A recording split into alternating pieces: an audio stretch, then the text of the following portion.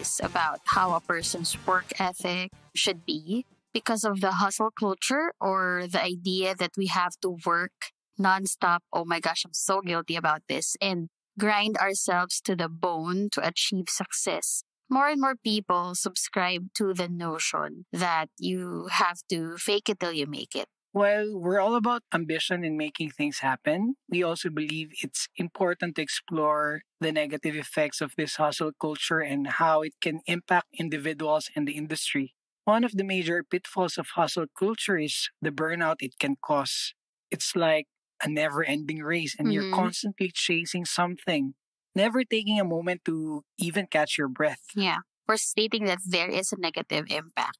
And let's not forget about the pressure to fake it till you make it. Because sure, it sounds motivational, but in reality, it can lead to a lack of authenticity and transparency, both with clients and even within yourself. For some people, this buzzword can actually work for them, provided that this serves as a guide to motivate them to do whatever they need to do. Yeah. And eventually becoming an expert in the process. However, when you're trying to keep up appearances instead of being genuine, it can be a major drain on your mental and emotional energy. Mental and emotional energy, aside from the obvious physical drain. Yes, and I want to emphasize on the emotional energy that we often neglect to factor in whenever we do workflows. Energy is crucial when it comes to your work output. Now, let's take a look at 4 examples of how hustle culture negatively impacts us on an individual level and as an industry. First up, we have the dreaded fear of missing out, or FOMO. Are you familiar with that? Yes, very familiar. When we see everyone around us hustling and boasting about their success, we can't help but feel like we're falling behind. There's some kind of unsaid pressure that a lot of people around you are working so hard and then showing the fruits of their success, like the traveling, shopping, buying their house, their car, branded items and whatnot. Yeah, who wouldn't want to have a new pair of shoes every now and then, right? And little luxuries here and there.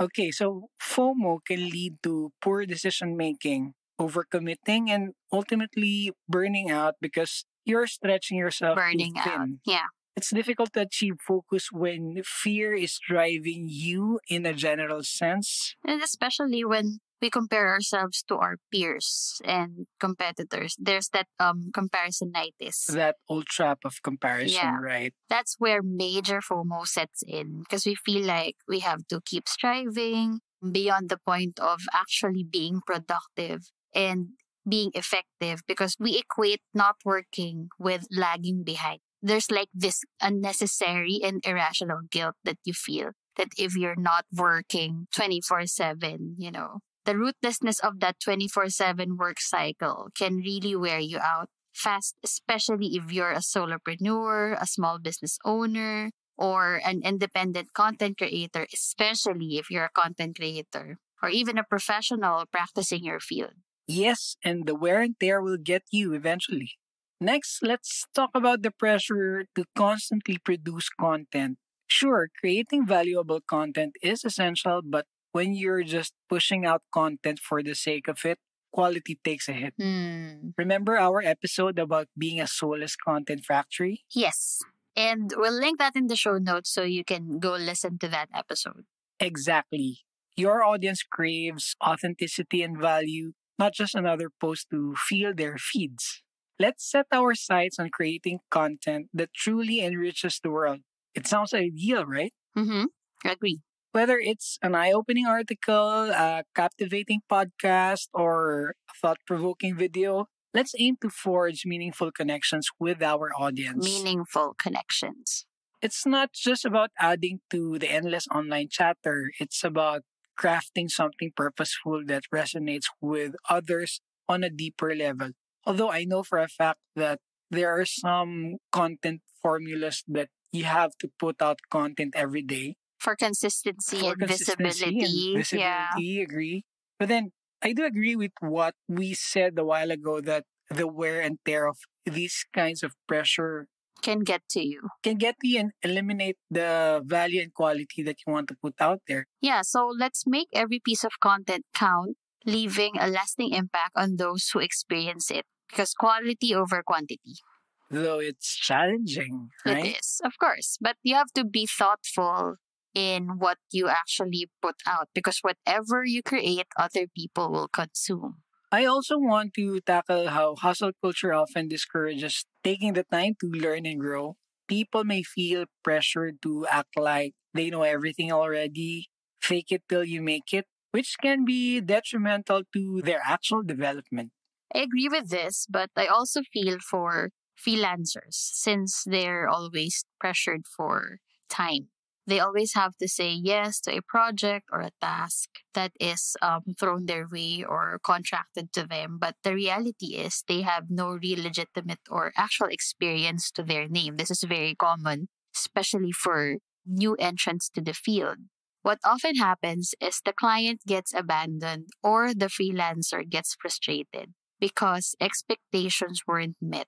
And this hustle culture can often be a recipe for disaster if you don't use it the right way, if you hustle the wrong way. Which is why we at Team Dklutr often tell our clients that we don't fake it till we make it. Instead, we learn it till we nail it. Let me say that again. We learn it till we nail it. It's a brilliant concept introduced by one of our partners, Vince. Not Vince, But but Vance, Vince. I remember that time when we were talking And in Starbucks. a coffee shop. Oh, glad you named the coffee shop. It's your, yeah. We love brainstorming and talking about concepts on how we can move forward as a business and at the same time grow our creative abilities. I was going to say creative empire, but sure, let's use your word.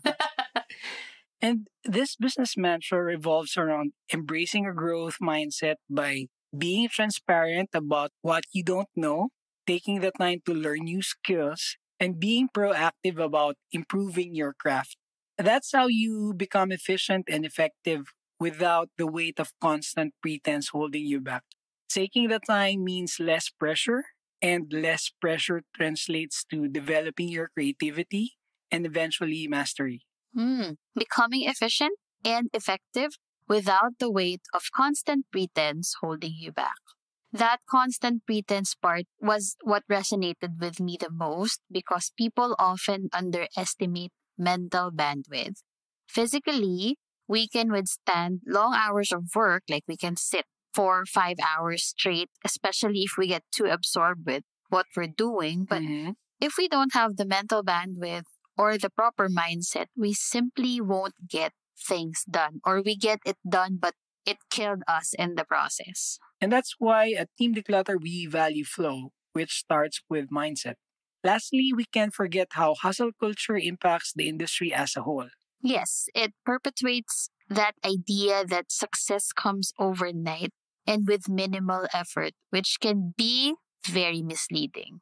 Very misleading indeed, because of what we see on social media platforms that there are some influencers or startup business who hit it at the moment they were starting. If you try to be more intuitive about their success, you will see that there is a huge part of sacrifices and hard work that underlies those success on the surface, right?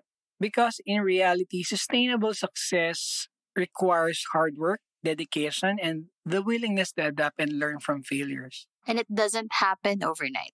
Anything that's essential and valuable takes time to build, nourish, and grow. And this culture might lead to a race to the bottom mentality where everyone is underpricing their service to hustle out the competition and devaluing their expertise in the process. And usually that lowering of prices to out hustle other people, eventually it really destroys the industry as a whole. But don't get me wrong, I want to emphasize that there are those who can really achieve success for a short period of time. But generally speaking, I think you have to have a deeper foundation when it comes to dedication and discipline in order for you to achieve success over time. It's important to emphasize that we're not against hard work and going the extra mile. In fact, we're all about that.